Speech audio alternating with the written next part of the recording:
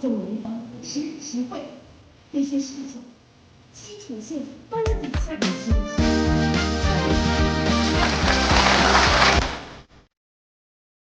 它就是普惠性、基础性和公益性。